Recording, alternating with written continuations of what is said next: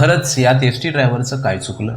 स्वतःची चूक असूनही कार चालकाची दादागिरी. भर महामार्गावर एसटी बस अडवून घातला एसटी ड्रायव्हरसोबत धिंगाणा. बघा नक्की काय घडलं भंडारा शहरात.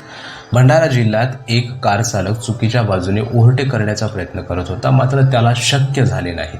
त्यामुळे कार चालकाने संतापून चक्क महामार्गावर एसटी बस अडवली आणि तिथेच एसटी ड्रायव्हरसोबत धिंगाणा घालायला सुरुवात केली. कार चालकाच्या या उद्दामपणामुळे महामार्गावर दोन्ही बाजूनी वाहनांच्या रांगा लागल्या.